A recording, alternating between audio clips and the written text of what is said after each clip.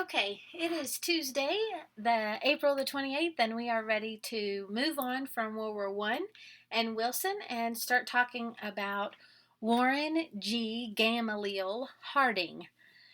He is number 29, and we see that he is a Republican. We see that he became president in 1921 and ended in 1923. What does that tell you? That should send some alarms off. And then we look down and see that the vice president is Calvin Coolidge. That sends off some alarms because we know that it's Harding Coolidge. We know Coolidge comes next. And so we see that something has happened to him in office. And it does turn out that Harding died during his presidency. But he was able to have several years as president before that happens. His nickname is Wobbly Warren because he's not known to necessarily be very strong in character. So we talked about integrity a little bit in our Bible lesson today, and I don't think that that's a word that I would use for Harding. Um, I think he um, acted in ways just personally that were not necessarily showing that he had integrity. And when you look at someone's personal life and say, well, I don't know if I could trust them in their personal life, does that mean that I can trust them in the presidency? And some would say, yes, personal life doesn't have anything to do with how you would run the government. But I don't know, doesn't it say a little bit about who you are as a person and who you would trust? And um, if you could be trusted to run a whole nation. So there's a lot of questions to be answered there. Um, but in ranking of like personal character, he kind of falls on the bottom, and most presidential checklists will put him on the bottom. Um, but let's go on and talk about his wife. So remember, I gave you this term last time. FLOTUS stands for First Lady of the United States. And we have Miss Florence Kling DeWolf. Now, when we see two names here, this shows a maiden name, but it also usually indicates that the person was married before. And she was. She was raised in Marion, Ohio, and her father was the richest man in town, so she was raised well. She was educated well. She studied the piano and took very serious music lessons for several years. And then eloped, which means ran away to get married. Didn't wait for permission, didn't have a wedding in front of everyone, ran off to get married. But her husband wasn't um, a very good husband, and he abandoned them after a couple of years. And she and her son, who was 2 years old at the time, returned back home to Marion, but they did not go back to her parents' house. She was an independent person that we still see this as she is older and in the White House, that she has her own ideas. She is a strong person on her own and doesn't have any problem showing that. And so she moved back to the same town where her parents were, but she did not move in with them. She moved into her own apartment. She gave piano lessons in her home and to raise money to have earn money to raise her son, which in like 1900 was almost unheard of. Pretty fascinating that she had such a strong character in order to do that. Well, while she's there, she notices this young man who comes to town and buys a local newspaper and called the Marion Star. And he catches her eye. She's kind of interested in this young man who is here. And so she starts paying attention to him and showing interest in him. And she does marry Harding several years later. Against her father's wishes. Her father is not pleased, does not think that Harding is a good choice, and doesn't attend the wedding. Um, but she marries Harding anyway. She helps him run the newspaper, and the newspaper becomes very, very successful. She becomes in charge of circulation, meaning who is buying subscriptions. And I've read different stories of people who worked for the Marion Star knew exactly who the boss was, and it wasn't Warren. It was Miss Florence. They knew who ran things. And even though she always supported Warren and she wanted him to rise up and to be popular and to be well known and to be successful, she was kind of a little bit bossy and controlling. She knew what she wanted and she wasn't afraid to say it and make her mind known. Um, when so he becomes the newspaper becomes well known, it becomes popular, and then he can kind of get involved in things going on in town because he becomes one of the important business leaders. And in a small town, kind of a smallish but important town, it's who people look to. They're successful business leaders. So he became involved in local politics and then eventually national politics. And so when they get to the White House, she one of the first things she does is open the White House back up to visitors. When Wilson was sick, they closed it off to visitors. So remember, it used to be just open; people could walk in, go to the gardens, do whatever. They um, they closed it off when Wilson was so sick. Well, she opens it back up. She flings the doors wide open, and she was known to kind of pop down the stairs on occasion and just yell "Hello!" And when they got into the White House, they advertised themselves, and she specifically, as just being, "We're just normal folks, just like you." Which was true to a certain degree, but she remember she her father was wealthy. She knew what it was like to be well off. She was no stranger to that. um, and she wanted things run in a certain way. She wanted the presidency treated very importantly. Warren was the first one to enter the room, and she never was. She wanted the office of the presidency to be raised high and respected. um, but she also wanted to have this image that they were just kind of like everybody else. And she was very intentional, on purpose, about presenting that image.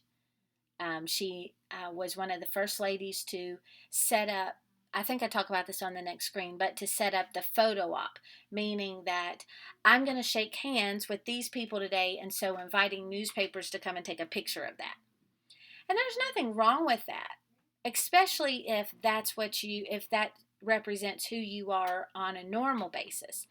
And many of the things she did have her picture taken doing was something that was personal to her, was something that um, she saw as important. She was very active in veterans' rights. Remember, this is right after World War One. She wanted those veterans honored. She wanted them taken care of. She many times saw needs that needed to be done and then bothered the right people until they got done. She went and visited the soldiers' hospital in town, and she would invite the newspapers to come and take her picture. But here's where it shows me where this was really who she was. She went when they didn't go with her. She went on her own time. She went several times a week to visit the soldiers, and she didn't always have a reporter with her. So that showed that that was something that she did because that's who she was, and that's what she considered important. Um, Animal rights. She didn't wear clothing that was made from animals that were killed for that purpose. She took down um, a lot of the animal heads and things that Theodore Roosevelt had hanging in the White House. She had them taken down because that was something very close to her heart, was animal rights. She supported a lot of different animal organizations, and they the kind of story behind the dog is a little funny. They bought the dog right before they went into the White House. His name was Laddie Boy. And something I was listening to today said they probably did it to kind of another one of these press things to show that they were like the people and to make them personable to the people. So he was in a lot of the pictures that they took, and it was on purpose. Um, but she still was very active in animal rights. She encouraged women to be active. She invited women's groups to the White House and gave them personal tours.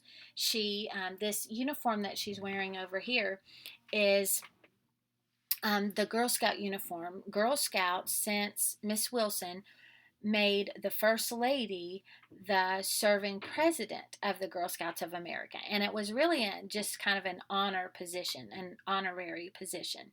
But she took that with honor and pride, and she tried to do her job as their president well. She also invited Marie Curie, who we talked about a little bit in our last science chapter, to the White House and wanted to support this idea of women having careers and being successful on their own, even apart from their husbands. So I thought she is someone that I have been interested in researching in the last couple days to find out more about this, and I've really learned more about her this time than I've ever known before. Um, she was interesting in her own right. Now, this was something I learned, that's our West Virginia connection, and this is really cool. One of the things that she really wanted to support was the idea of prison reform, that women were going to prison or to jail, and then when they got out of jail, they didn't really know what to do, and they were going back into the situations that got them in trouble in the first place. Same thing happens today. So, but she lobbied, and when I say lobbied Congress, that means kind of begged or asked or went and supported this position. Asked Congress for money to create a reform prison that was just for women. Okay, to teach them to do something, to give them a job and teach them how to live when they came out. There wasn't one of those in existence yet. And so she got the money to create Alderson Reformatory Prison that's in West Virginia. It's in Alderson, West Virginia. And it was the first federal correctional institution for women. So just set aside for women, and also had things within it to help them learn a skill so that they had something to do when they came out that they could do to support their families. I told you a little bit before that she knew how to work. Of all the first ladies before her, she was kind of the first one to work the media well, to work with them in order to get certain pictures taken and to know how important her image was in front of the people. She struggled with health problems while she was at the White House. She had kidney problems, and there was about 6 months where she was very, very sick and ill and in the White House. And right after she kind of healed from this and got better, she wanted to go on a tour. She wanted to go across the United States to San Francisco, and then they wanted to go to Alaska. And Harding's health wasn't good either. Several different doctors said, "We don't really suggest you going on this trip. We don't think he's going to make it well. We don't think he's going to do well." His heart wasn't doing well. But she insisted on taking this trip anyway. They took some doctors with them, and she wanted to go on this trip. And she also thought it would be good for their image, because right around this time, there was some news of different scandals coming out and different problems that people that were in his administration that were getting into. So things that they weren't supposed to do, and it was starting to come out in the public. So this tour was kind of to present themselves to the people, to say, here's who we are. We're not bad guys. We're not bad. This is who we are. And to kind of show themselves in front of the people. So they go on this tour. They go all the way to San Francisco.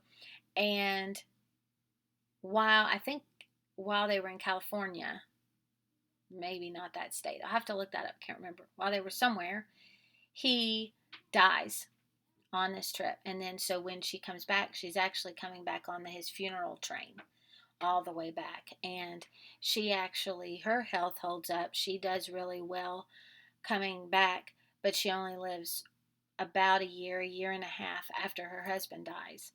And she moves back to Ohio after she kind of goes back to the White House and spends a week cleaning everything out.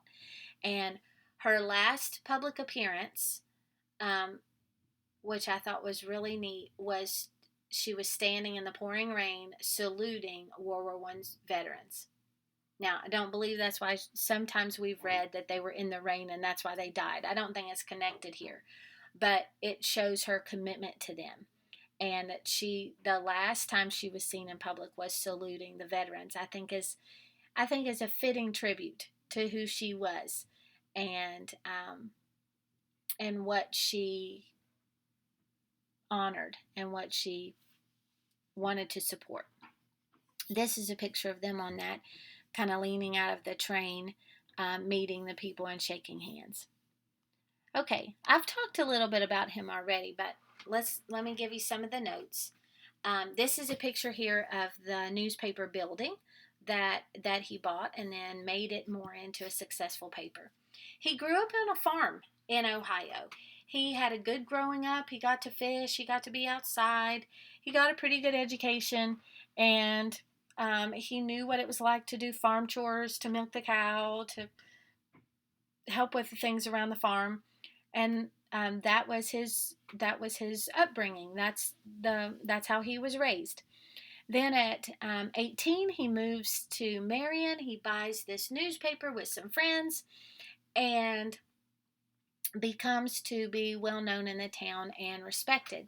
He doesn't make the newspaper affiliated or related with any political group, which makes it kind of popular because he wants to just tell what's going on. And it was kind of different of what they were used to. He began to be, after he married Florence, he began to be more involved in the town and in politics. He eventually serves on the Ohio Senate, so that's the state Senate. Remember, there's state Senate, state representatives, and a governor who's in charge. Then you have the government, you have the federal Senate and House of Representatives, and the president, and the Supreme Court. And there's also a state court, also a state Supreme Court. So anyway, he works on the Ohio Senate, then he later goes to the Senate, and he is actually on the Senate during World War I, during Wilson's term.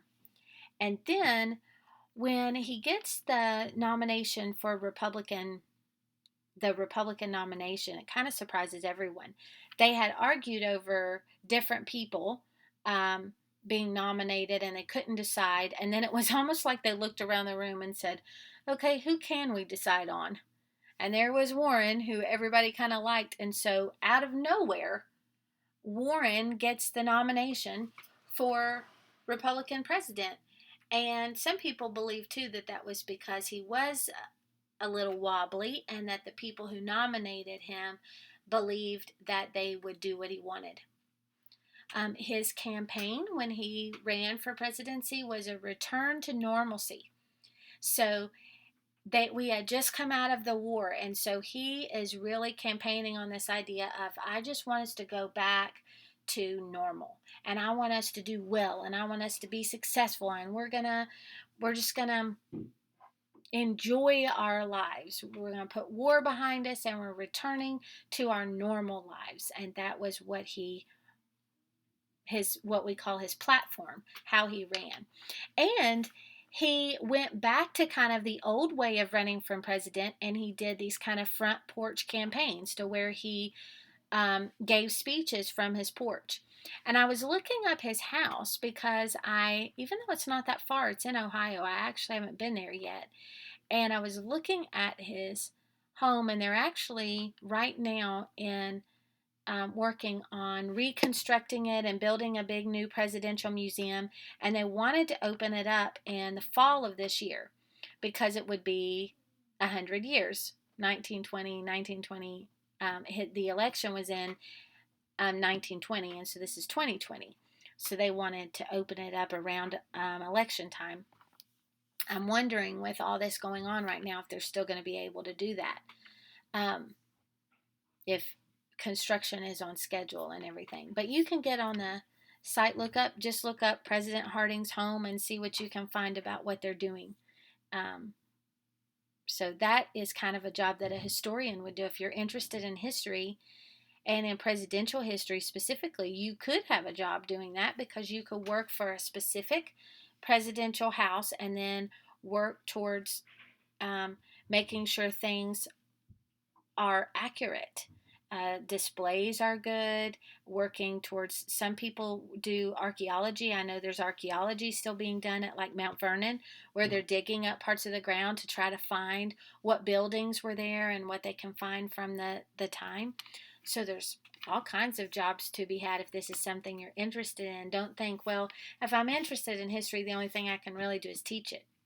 There's all kinds of things. Um, okay. So, kind of his personal side, he enjoyed playing golf. He enjoyed going to baseball games. This picture is of him throwing out the baseball at the beginning of the season. He played cards in the house. Now, 1920s, remember we already had prohibition, so no alcohol. You can't sell or buy alcohol. Guess what? They had alcohol in the White House, and they kept some in the residence. Like they weren't allowed to serve it at any of um, the big fancy meals, but they had it in their meetings with just their friends and family, even though they weren't supposed to. He played. He liked to play cards with his friends. They liked to have friends over. They were very personable people. They had their friends over all the time. And he had what he called his poker cabinet. So these were the people that he played cards with, and it was probably almost every night. It was a lot. Um, and I have on here again about the dog that he bought Laddie Boy before becoming president. He was the first president to speak over the radio, and then like I said before, he died of a heart attack while traveling across country, as many of the scandals were beginning to come out. So, there are different thoughts of this. Maybe that was actually kind of what um, allowed his health to even be worse. Was he was so concerned with pleasing people, and here was someone who wanted to please people, who wanted people to like him, and now all of this stuff was coming out about people that he put in charge that had done some pretty awful things. Um, it wasn't necessarily him doing them, but he had put those people in charge. So again, we go back to Grant. Grant was that way, right? All those scandals were coming back about the people that he put in charge. So again, that goes back to why a president should be trustworthy, why a president should know exactly what he wants and be firm in getting it, so that he's not persuaded by people who can just, what we call, tickle your ear, who can say the things that you want to hear, and then you just go along with them. So I hope that gives you a little bit of idea of who we're dealing with here. We're going into a time where things are very women are going to start changing their hairstyles, the way they dress. Things are going to get, it's just like the fun. It's called the Roaring 20s. Jazz music, dancing, the dresses becoming shorter and more fun. Just life is changing. War's over. Everyone's glad to be home. It's a time of recreation. Think about it. They had money. The soldiers were paid well. Then they come home and their wives had been working in factories. For the first time ever, some of them probably had two incomes, and they had never really had that before because women didn't work out of the home, or if they did, they didn't get paid much for it. So here they come, they've got money, they're glad that war is over, and life in America kind of really changes. And we've got a president that kind of really shows that by kind of his attitude, like the poker games, and that he was really interested in jazz, and they enjoyed having parties at the White House. So 20s is a different time. It's a time of change. Things are getting a little bit more lively and fun. And then in 29, the stock market crashes and we have the depression. So I want you to keep everything in perspective, because it's interesting how these waves go through history. So right now, we just got out of the war. That was a low time, like as far as emotionally and family wise. Then you hit the 20s, and woo, we get a big high. And so now we're up here. So it's fun. We're living high. We're doing great. And that's what we're going to talk about next. In the comments below, I want you to tell me one thing that you would like to know a little bit more about. So what's one thing that you would sit down and Google, or one thing that you would like to just kind of learn? It doesn't have to be a specific question, but what's one thing that had to do with something that we talked about today, or something about this history that we're about to get into, that your mind is curious about? Let me know in the comments.